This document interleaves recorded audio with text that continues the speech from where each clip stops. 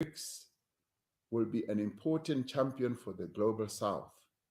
South Africa stands to benefit from its relationship with these countries. Together, these countries make up nearly a third of the global economy and are together home to 46% of the world's population. Already, we have achieved great benefit from our own relations with our BRICS member countries, Brazil, Russia, India, and China. These countries are important destinations for South Africa's products and services. They are also important sources of investment and are becoming even more important as tourism markets.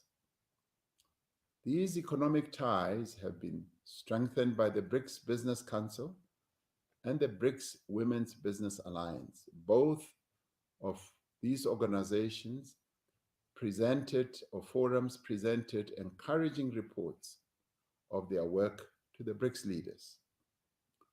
We have regular interaction at many levels among our business people, our scientists, our professionals, our cultural workers, our sportsmen and women, our academic, our public servants, and our young people.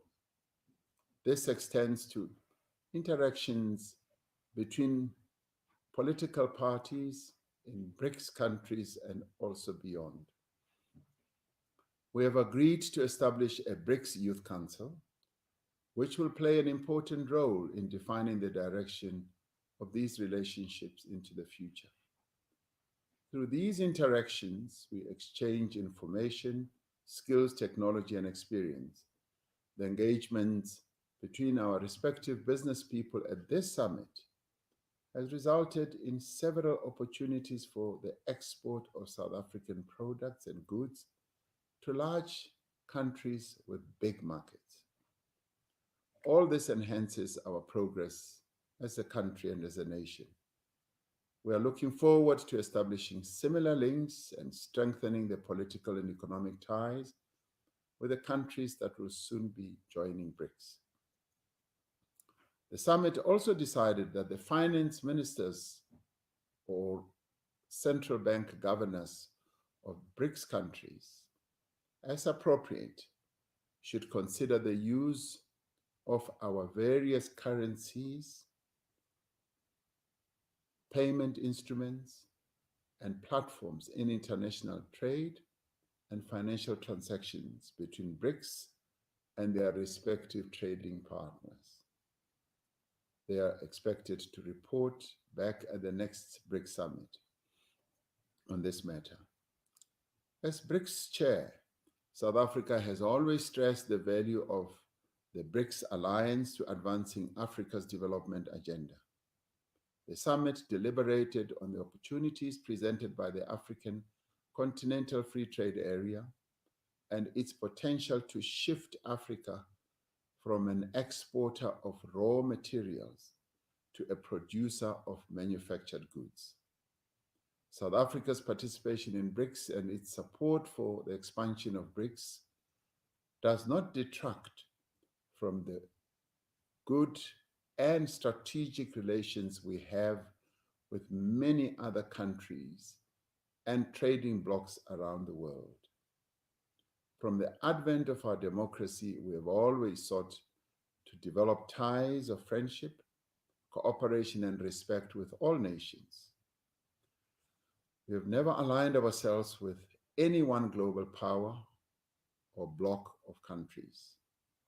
Our non-aligned approach has enabled us to pursue an independent foreign policy and to forge our own developmental path.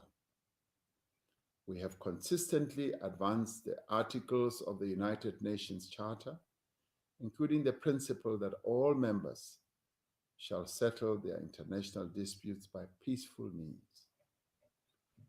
The second matter I wish to report back to you on or to inform you about is about the allegations that were leveled against our country earlier this year regarding a Russian ship that docked in Simonstown late last year, where it was alleged that South Africa had supplied weapons to Russia during the current Ukraine-Russia conflict.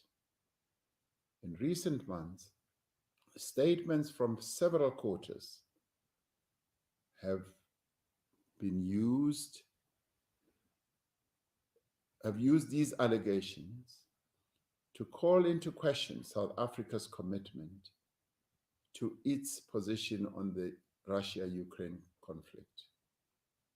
The allegations leveled against our country had a most damaging effect on our currency, on our economy, and our standing in the world. In fact, it tarnished our image as a country. To ensure that the docking of the Russian ship in Simonstown was thoroughly investigated, I appointed a 3-member independent panel to inquire into the circumstances of the docking of this Russian ship known as Lady R. The panel was chaired by Judge Phineas Mojapilu. The other members of the panel were Advocate Leah Kabashe, Senior Counsel, and Mr. Enver Serti. I wish to thank the panel for the considerable amount of work it undertook in a relatively short period of time. During the course of its work, the panel visited Simonstown Naval Base and obtained evidence under oath from almost 50 people in every relevant component of government. More than 100 documents were submitted to the panel for examination. A number of entities and persons that had publicly claimed to have information on this matter were invited to make submissions to the panel. Many of those invited either failed to do so or said they had no independent knowledge of the relevant facts. From its investigation, the panel found no evidence that any cargo of weapons was loaded for export onto the ship Lady R.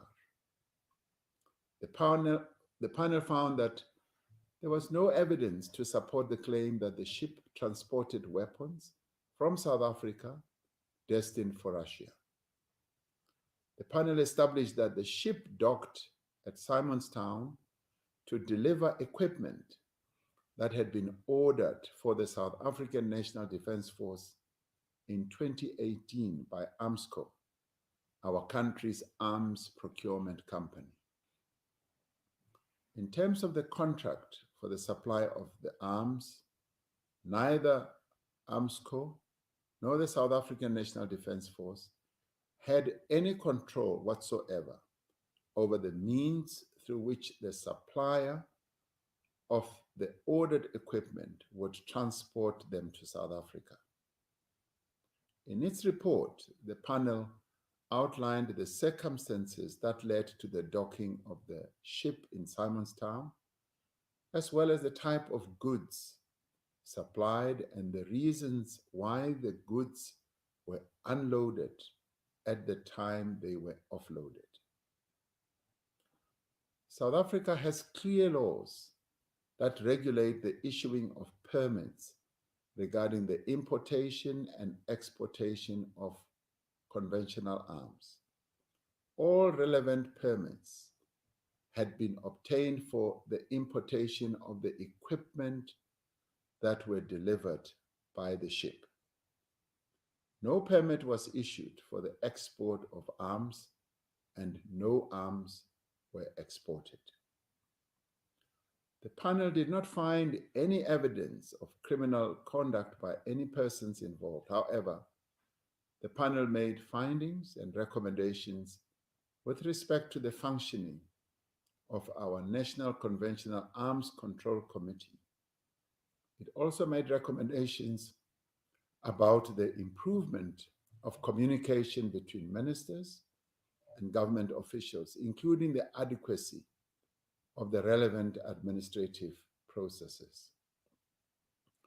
Given the fact that the evidence given to the panel was classified, and the fact that revealing the details of the equipment offloaded could jeopardize the work and safety of South Africa's forces in various deployments on the continent, I have decided not to release the panel's full report.